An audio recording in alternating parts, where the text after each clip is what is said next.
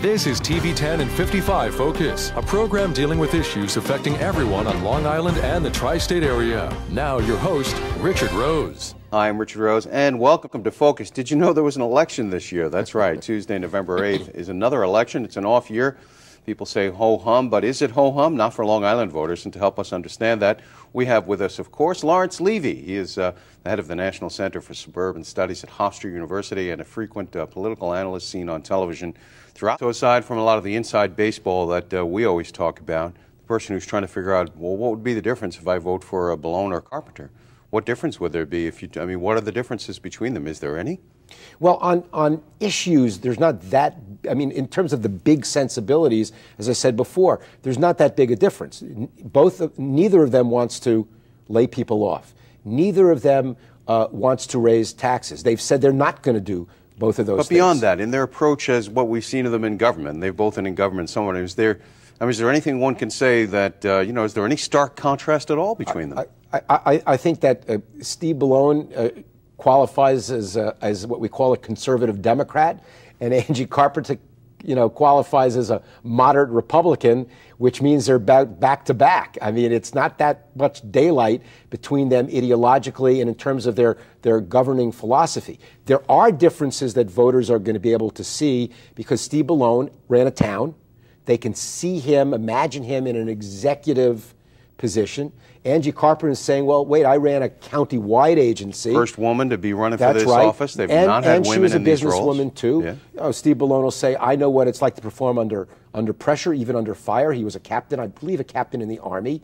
And Angie Carpenter will say, look, I know what it's like to meet a payroll under pressure without relying on tax dollars. I think both of them have narratives that are appealing, and they're both competing for relatively few voters.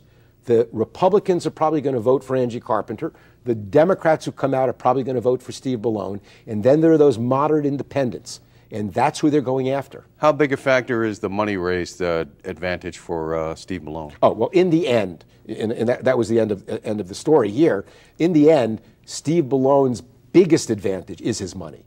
He's going to outraise Angie Carpenter, gosh, 3, 4, 5 to 1. We're talking at least $1 million advantage, perhaps more, right? Maybe more. Yeah. Maybe more. And unlike Tom Suozzi a couple of years ago, who left $2 million on the table in a race he lost by 400 votes out of a couple 100,000, you can bet Steve Balone is going to spend every cent that he raises. And if he doesn't want to do it, Rich Schaefer, the Democratic leader, will make sure that he does.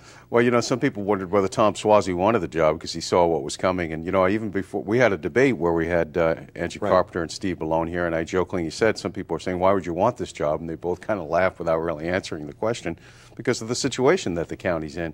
I'm sure they both envisioned being able to do a lot of the visionary ideas they had, but you got to have money for some of those things. Well, the wonderful movie, The Candidate, where Robert Redford, after he finally wins, and he's sitting on the bed or he's standing in the corner of the room during the celebration, and he's looking around for his political advisor, the guy who got him there, and it was, what now? Now what do we do?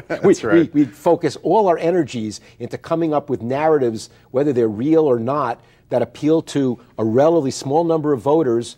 We win, and then, oh my gosh, now I'm in charge. I've made promises. I've made statements. Were they real? Do they obligate me? And what do I do with what I am going to, be confronted with? And you made reference to what could be. That's why I would never run. Well, you pointed out what could be a wild card, even in this off year, President Barack Obama, his influence or lack of appeal or still continued appeal. Is that a factor? I mean, we know, for instance, that some Republican analysts have said that they think that wherever there are races this year, Republicans can do well. Even somebody like Angie Carpenter, who without money, Republicans will come out and vote for her in sort of a symbolic anti-Barack Obama vote. Is there any validity to that argument? Well, listen, that was one of the factors that made the Suozzi race close enough that Mangano had a chance. I call them the most influential people who are not on the ballot. And in general, it's Barack Obama. His approval rating is down all over the country, particularly in suburban areas like Nassau and Suffolk County.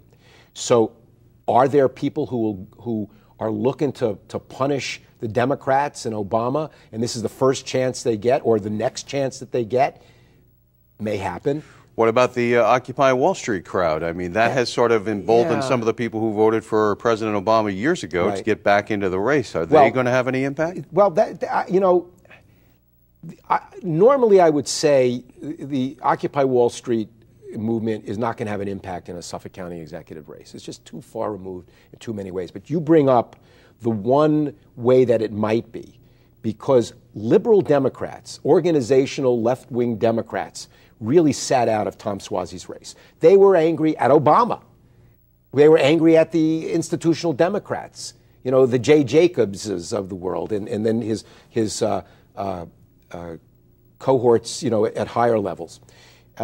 If suddenly they're re-engaged, if suddenly we're closer to re-election and they realize we better get in gear here, because there is a difference between Barack Obama and a Mitt Romney or or Perry or something like that, and they come out and work for Ballone, he's going to do better than that. Okay. By the same token, if there are Tea Party types out there who normally aren't interested in local elections, who say we want to whack a Democrat, then that could help Angie Carpenter and hurt Steve Ballone. But neither of those candidates are giving the extremes of their party a lot of red meat. They're running as moderates. They are. And that's why some people say they can't tell much difference between the candidates. Right. But now, what about the county legislature?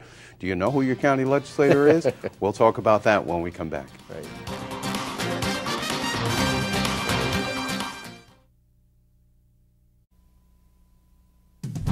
TV 10 and 55 Focus continues. And we're back with Larry Levy from Hofstra University. And Larry, after you get past the county executive race, it's like you have town supervisors races, and you have the two county legislatures. We have 10 town supervisors races. You expecting any surprise or shock there? Anybody leaping off the page as being in trouble? The only town supervisor race that seems to have a chance to be close or an upset would be in Islip. Yes. And where it's intense every year anyway. It's intense every year. Phil Nolan, the incumbent Democrat, has a great organization. I don't know that there's a particular issue that the Republicans can make stick and organize hordes of people who normally wouldn't come out to vote. But it's a conservative town in a lot of ways. Yeah, it's a by enrollment. I think it's still a Republican town by enrollment. Yeah. So I mean, other than that, I don't see any of the three Nassau towns as especially competitive.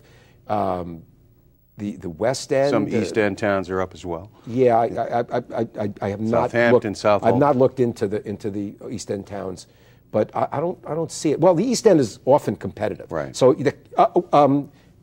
Riverhead. Yes. Excuse me. Riverhead has a chance to be Philip competitive. Cardinelli and Sean Philip Walter. Cardinelli once held Democrat, the seat. Yes. He's running against a guy who has only one term, and that's when a candidate. When an official is most vulnerable, when he's running for re-election for the first time. Sean Walter, the Republican. And that's an important race for beyond Riverhead, which is a relatively small town, because the person who wins will have a lot to say about what happens to the huge Calverton site where Grumman used to be. And it's one of the biggest, potentially transformative places, because of its size and its location, that we have on Long Island. And yeah, people looking for money to invest into some of these economic regional projects that the governor has touted money for. That's right. All right, excuse me. Let's talk about the county legislature races. Sure. Do you think that most people even know who their county legislator is? No, they don't. I've done informal polls, and people don't. And there have been times when I didn't know. I'm going to admit that. Because, generally speaking, they don't have a lot of dough to be buying TV ads. Right. And you really have to be into your local town politics to even know who they are. And even if they have the dough, most of them don't need to spend it, because they tend to win by a lot.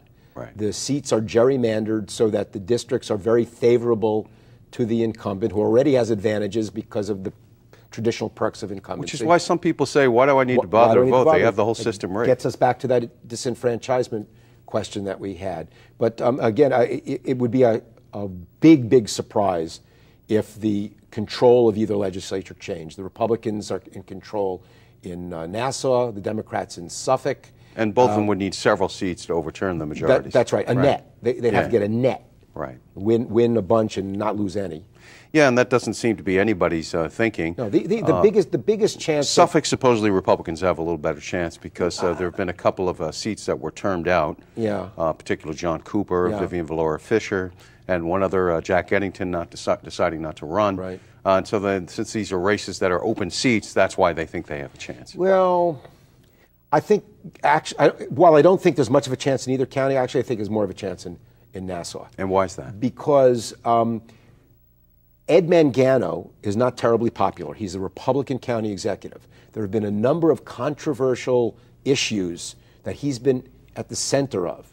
So, and Ed Mangano is much closer in terms of issues and proximity to the legislators running. If the Democrats can somehow tie the incumbent legislator in a particular community to things that voters don't like about Ed Mangano, the Democrats might have a chance. By the same token, you know, the Democrats have Barack Obama around their neck.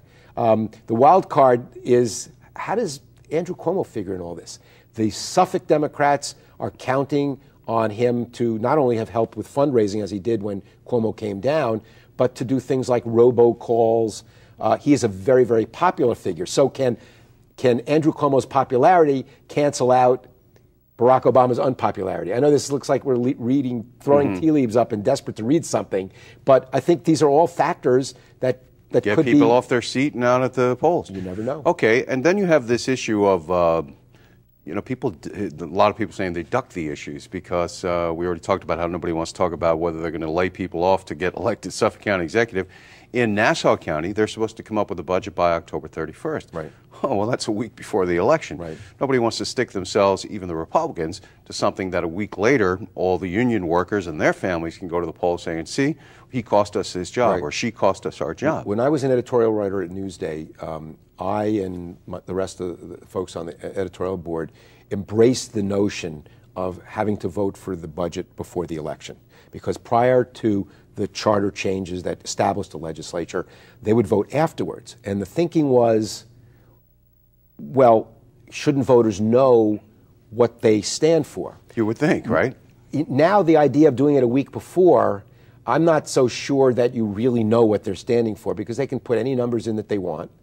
And revise it later. Amend it, do whatever they like. They really have till the end of the year. I still think it's better before, because at least they have to take some position. And the but I'm not Democrats sure are in trying terms to do of that. good government, it improves the situation very much. And then, of course, when you know you're in the minority, you can make statements that you know don't matter because you're probably not going to have to be held to them later because you don't have majority rule. And some of the Democrats right now can parties complain. tend to be the party of no. Like the Democrats used to complain about the Republicans only voting against them, never coming up with their own ideas. Now the Republicans are saying the same thing about the Democrats. All right, well, we're out of time, but we'll have to leave it at that. We want to thank you for joining us. Lawrence Levy, National Center for Suburban Studies at Hofstra University. Tuesday, November 8th, that's the day we have a general election on Long Island. You know what's at stake. Thank you for being there. I'm Richard Rose. Be sure to join us next week for yet another edition of Focus.